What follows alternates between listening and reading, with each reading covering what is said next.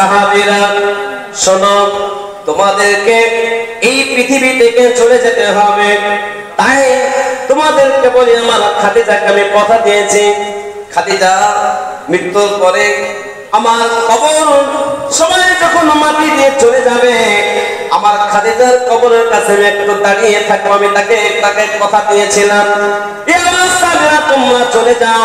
বিশ্ব নবীর সাহাবীরা সবাই চলে গেল। আমার ভাইয়েরা, বিশ্ব নবী সাল্লাল্লাহু আলাইহি ওয়াসাল্লাম ওই কবরের কাছে দাঁড়িয়ে আছে। আল্লাহ পাকের ফেরেশতারা, না না না, আমার আল্লাহ পাকের ফেরেশতা ওই কবরে আসতে চাই না। আমার আল্লাহ পাক রব্বুল আলামিন দাঁড়িয়ে থাকতে পারে না, বিশ্ব নবী আমার বসে গেলেন, বসেও থাকতে পারে না। আমার নবীজি শুয়ে পড়লেন, এক হাত কবরে দিয়ে। আমার নবীজি আল্লাহ পাকের কাছে দোয়া করে, মাবুদ গো, মানুষ যখন মারা যায়, সেই মারা যাওয়ার পরে ওই মানুষটাকে যখন দাফন করে, যখন কবরে রেখে যখন চলে আসা হয়, ওই মানুষটা মানুষটাকে তিন বস্তি মাটি দিয়ে চলে আসা হয়, আল্লাহ ওই কবরেতে দুটো ফেরেশতা, মুনকার নাকির ফেরেশতা চলে আসে। কিন্তু খাদিজার কবরে কেন মুনকার নাকির আসে না? বলবেন না সুবহানাল্লাহ? বিশ্বনবী সাল্লাল্লাহু আল্লাহ পাক জানিয়ে দিলেন, ইয়া হাবিব, আপনাকে যদি আমি আল্লাহ সৃষ্টি না করতাম, জমিন আমি সৃষ্টি করতাম না, আসমান সৃষ্টি করতাম না, কুল কায়নাত সৃষ্টি করতাম না, 11,000 মাখলুকাত সৃষ্টি করতাম না, কোন ফেরেশতাকে সৃষ্টি করতাম না, জিনকে সৃষ্টি করতাম না, পাহাড় পর্বত সৃষ্টি করতাম না। ও বাবা নবী, যে কবরস্থানের কাছে দাঁড়িয়ে আসেন, ওই জায়গায় মুনকার নাকির আসতে লজ্জা পায়, যে বলুন সুবহানাল্লাহ।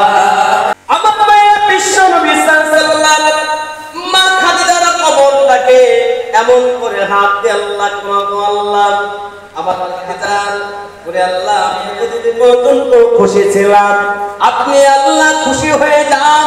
বিশ্ব নবী সাল্লাল্লাহু আলাইহি ওয়াসাল্লাম বললেন, এ আমার হাবিব, এ আমার হাবিব, যে স্ত্রীর উপরে তার স্বামী খুশি, আমি আল্লাহ উপরে খুশি।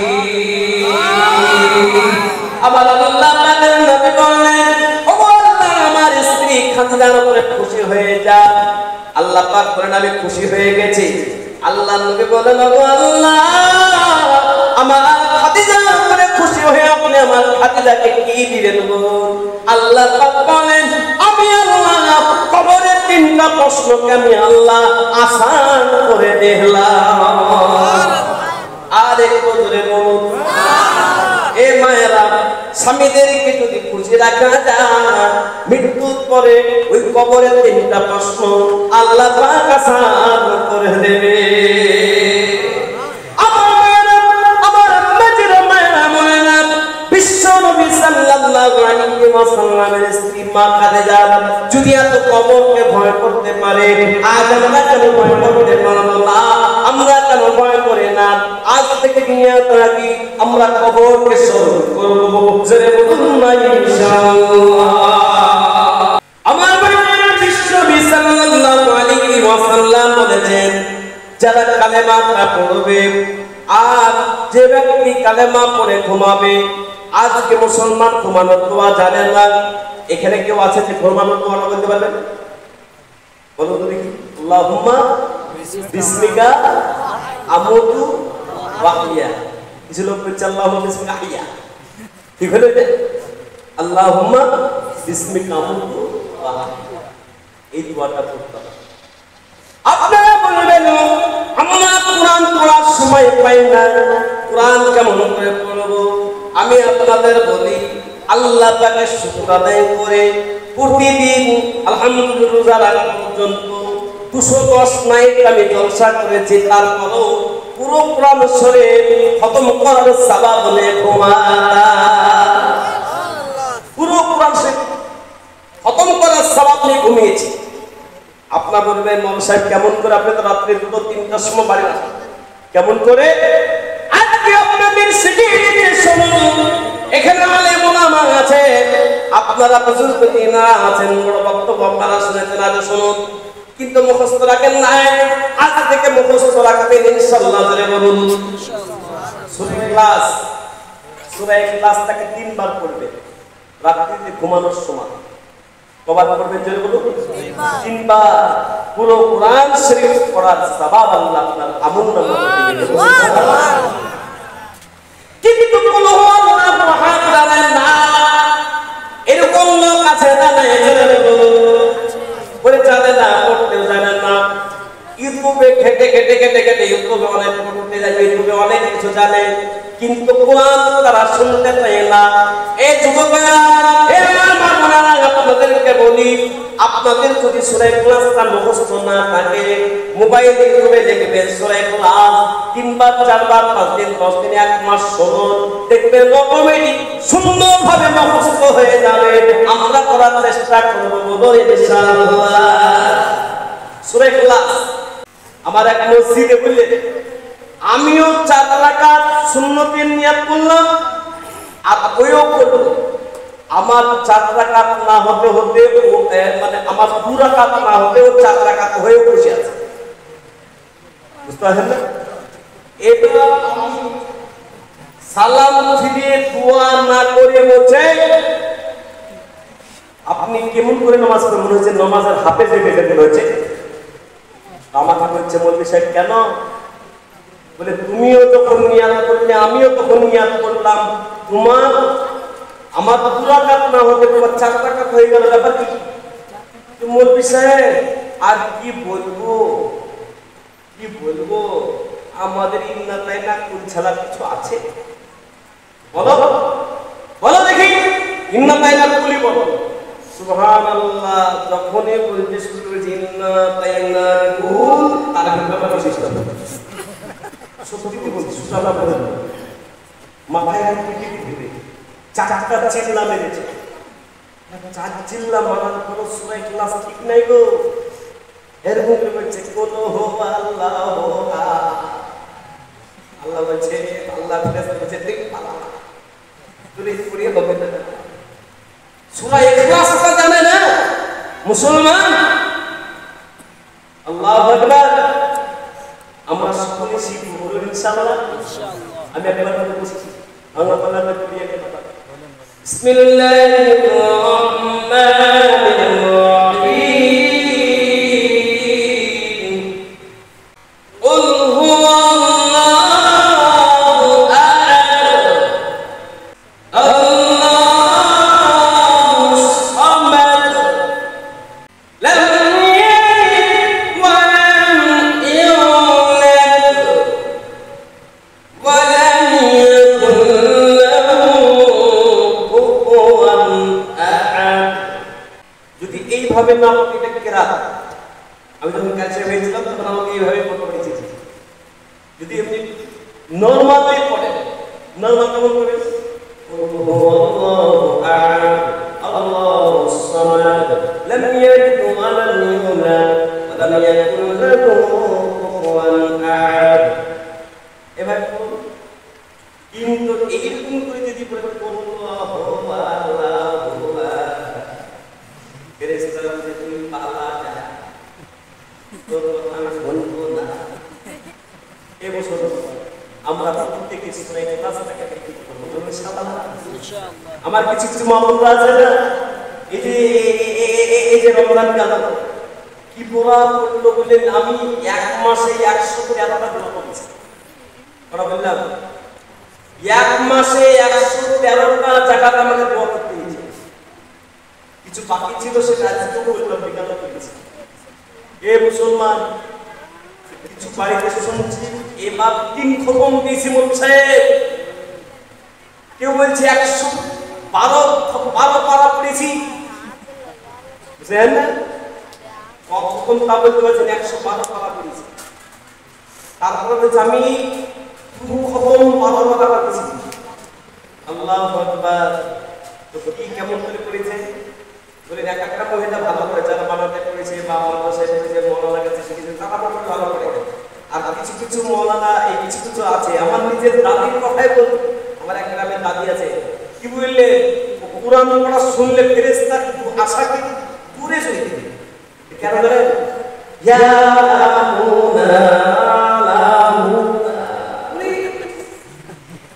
কি খালি গো, আমি বুঝেই না যে ফেরেশতা গ্রাম থেকে নতুন নতুন মৌলবি আসছে, নতুন নতুন বাপ দাদা থেকে এরকম করে আসতে কেউ কিছু বললো না। বাপ দাদা বললো না, আমি যেটা বলছি তো শুনলো এরকম টেনে না করে ইয়ালামু কালামু ইয়ালামু না কালামু না বলো না, তবে এটা কোনো সমস্যা না।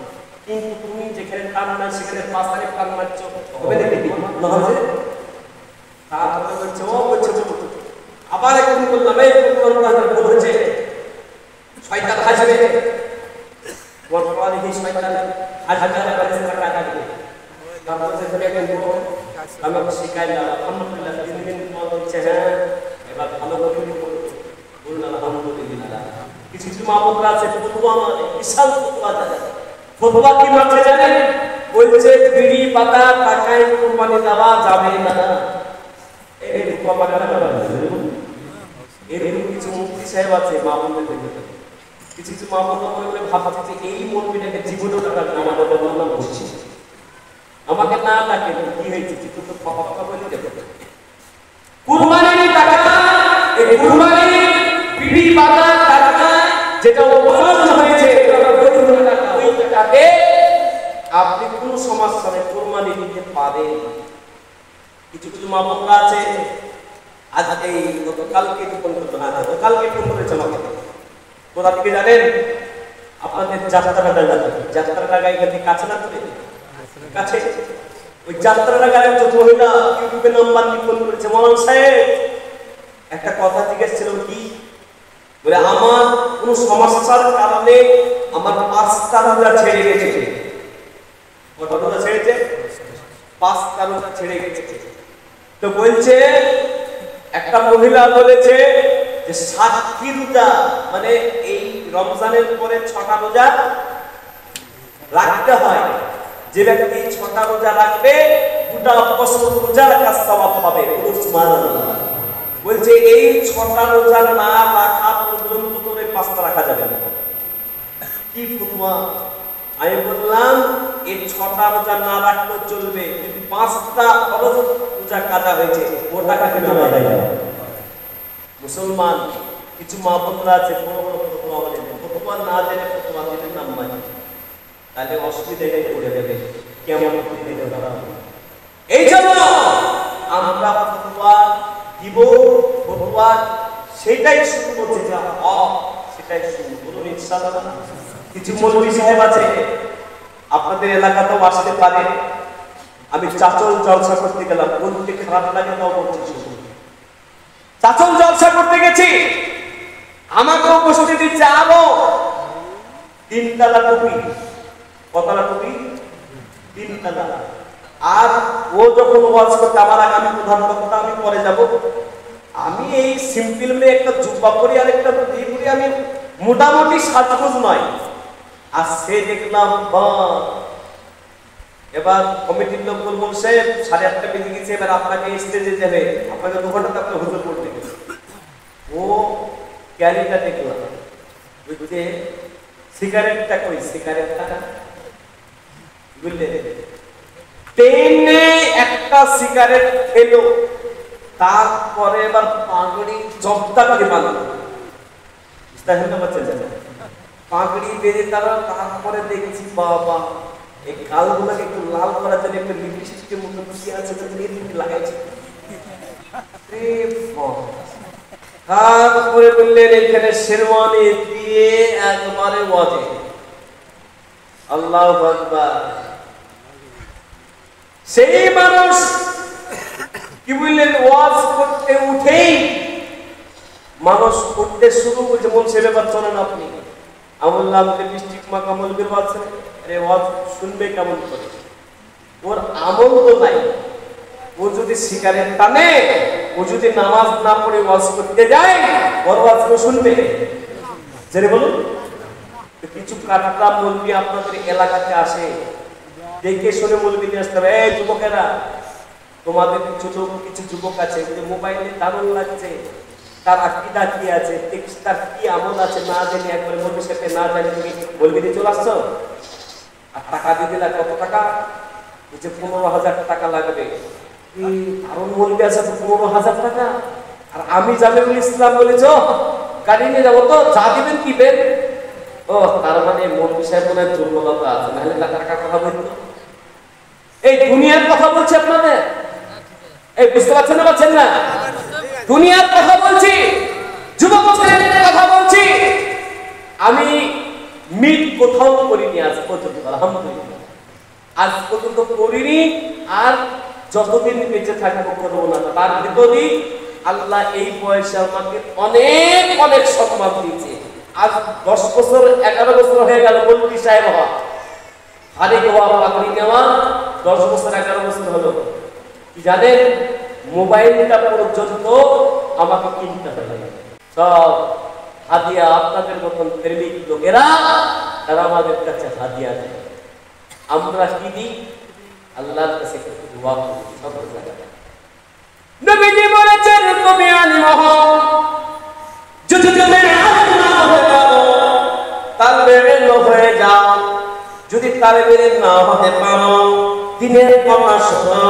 যদি তাও না পারো, আলিম ওলামাদের শ্রদ্ধা করো, আল্লাহ পাক তোমাদের জান্নাত নিয়ে যাবে।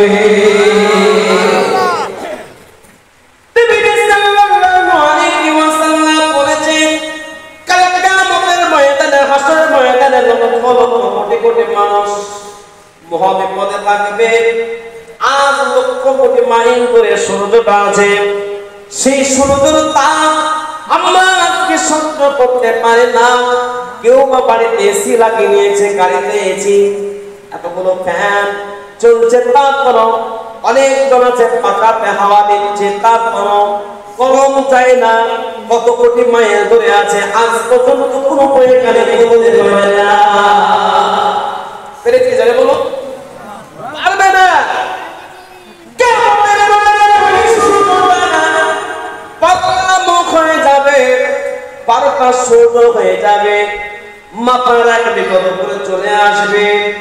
এ মুসলমান, মানুষ এত খামতে থাকবে, ওই খামেতে জাহান্নামী যারা হবে তারা ওই খামেতে তারা হিলতে থাকবে, সুগন্ধ হয়ে যাবে মানুষের খামে। এই মুসলমান,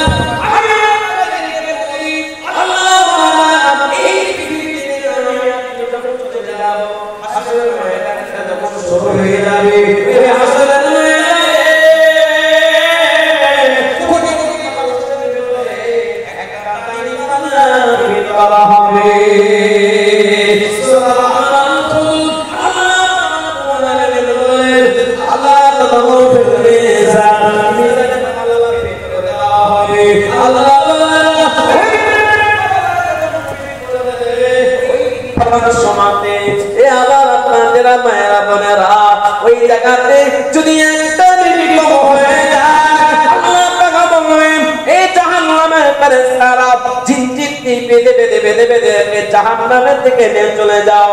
আল্লাহ করে কাঁদতে থাকবে। আল্লাহ তাআলা একজন ছোট্ট আমল না এসছে কোন আলেম নাম বা আমল একজন আলেম, আল্লাহ পাক বলবে আলেম যাও, তোমার ঠিকানা জান্নাত, জান্নাত চলে যাও। সুবহানাল্লাহ। ওই আলেম দাঁড়িয়ে যাবে, জান্নাতের গেটের কাছে দাঁড়িয়ে যাবে। আল্লাহ পাক বলবে আলেম তুমি দাঁড়িয়ে গেল কেন, কিসের জন্য বলো? আলেম বলবে আল্লাহ আপনি একটা জান্নাতি ব্যক্তিকে তার সাথে হাজারো ব্যক্তিকে জান্নাত দিতে পারে। বলে হ্যাঁ। বলে আমি আলিম, আপনার নবী বলেছেন যারা আলিমকে মহব্বত করবে তারা জান্নাতে যাবে। আমার মহব্বত কান্নেওয়ালেরা অনেক জন তারা জিনজির বেঁধে তাদেরকে জাহান্নামের থেকে নিয়ে যাওয়া হচ্ছে। ও আল্লাহ, আমাদের মতো আলিমদেরকে যারা মহব্বত করেছে তাদেরকে না নিয়ে আমি জান্নাতে প্রবেশ করব না। আল্লাহ বলবে আলিম যাও, তোমাকে শক্তি দিলাম, হাসরের ময়দানে তুমি যাদেরকে চিনতে পারবে যে তোমাদের মহব্বত করেছে তাদেরকে সঙ্গে করে নিয়ে তুমি জান্নাত চলে যাও চলে বলো সুবহানাল্লাহ জিহাদের ময়দানে জিন্দের পর অবস্থাতে আল্লাহ আমি বেটার জন্য দুনিয়াতে করেছি বিবির জন্য করেছি স্ত্রীর জন্য করেছি স্বামীর জন্য করেছি সব কিছু করেছি আমি তাদের কাছে যাব কুরআন খুলুন 30 নম্বর পারা সূরাটার নাম সূরা আবাসা আল্লাহ তাআলা বলেন ইয়াউমা বিনাহি ওয়া উম্মিহি ওয়া আবিহি ওয়া সাহিবাতিহি ওয়া বানিহি লিকুল্লি মিনহুম ইয়াওমাইযিন শানুন ইউগনি বেটা পর হয়ে যাবে বেটি পর হয়ে যাবে সবাই পর হয়ে যাবে সবাই যখন করে চলে দেবে না এই আলিম যদি মহব্বতের হয়ে থাকে আপনার কাছে আল্লাহ তাআলা এই ওসিলায় জান্নাত দেবে জোরে বলুন সুবহানাল্লাহ এ আমার মায়েরা বাজেরা মায়েরা বোনেরা আমরা প্রত্যেকে আলেম ওলামাদের সম্মান করব বলুন ইনশাআল্লাহ ইনশাআল্লাহ আওয়াজটা কম কেন ইনশাআল্লাহ জোরে বলুন ইনশাআল্লাহ এই আমার ভাইরা মায়েরা আলেমের কবতা নবী সাল্লাল্লাহু আলাইহি ওয়াসাল্লাম বলেছেন আল্লাহ ওয়াসাল্লাম আম্বিয়া দুনিয়াতে নবী আর আসবে না নবী আর আসবে নাকি সাহাবা আর আসবেন না তাবিঈ আসবে না বুজুর্গানে দিন আসবে না আলিমরা থাকবে নবী বলে গেছেন আলিমরা হলো আমার আত্মীয় যারা একজন আলিমের হাতে হাত দিয়ে সালাম করবে আমি নবীর সাথে সালাম করার সমান সওয়াব আল্লাহ দেবে জোরে বলুন সুবহানাল্লাহ